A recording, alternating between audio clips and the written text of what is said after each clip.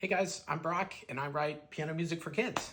So this is a very popular song, you probably know it. It's Beethoven's Fur Elise, right? That's a more difficult classical piece, and I just got a commission to turn it into this, which is, they wanted kind of a jazzy version of it that's written for younger students, something that elementary students can play. So let's go ahead and talk about how I did it.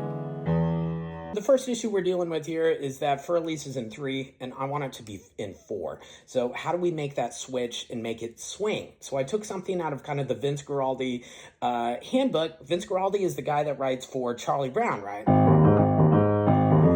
He wrote this tune, Christmas Time is Here. Time is here, right? Which is in 3. 1, 2, 3, 1, 2, 3. And like in the middle of it, or like some recordings of it, he'll switch it to 4 in the middle of it. So it'll be like 1 and 2, 3 and 4 and 1 and 2 and 4, 1 and 2 and 3 and 4. Even though the whole tune is like in 3, he makes a switch in some of the recordings to where they're kind of soloing in 4, and he stretches out and elongates the phrases. So we're gonna do kind of the same thing. We're gonna stretch some of the phrases in Fur Elise to make it fit and groove a little bit. So it might sound like 1, 2, 3, 4, 1, 2, 3, 4, 1, 2, 3. Because I want this kind of like driving sort of.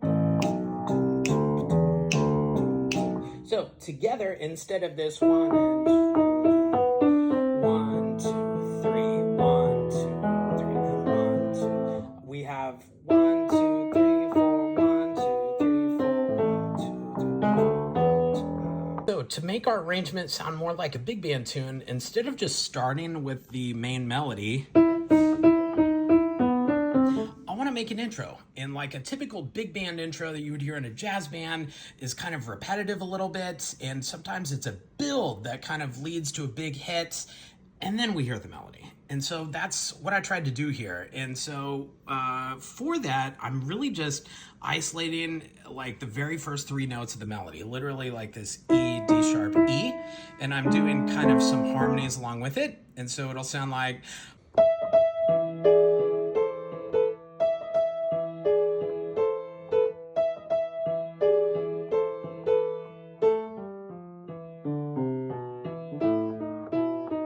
we're ready for the next part of the tune, which is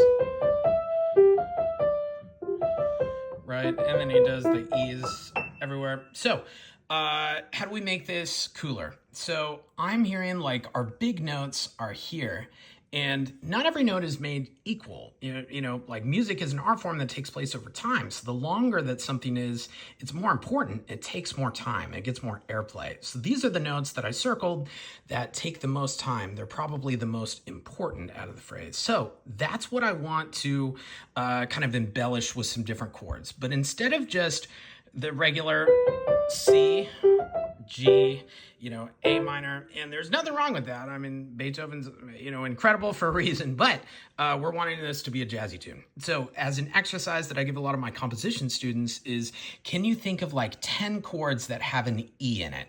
Can you think of 10 different chords that have a D in it? And for every single one of these, give me a different 10 chords. They could be as crazy or as tame as you want it to be.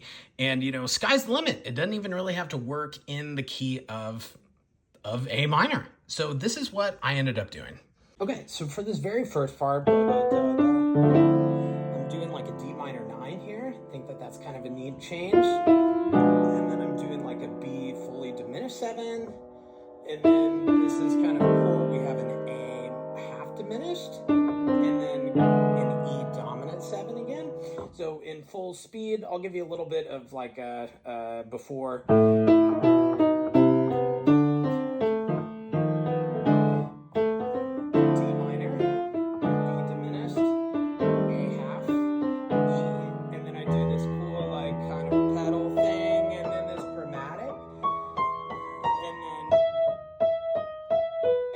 Pretty much repeat. Cool, so thank you guys so much for listening today. I'm going to play the full version now. Let me know in the comments if you like it, if you don't.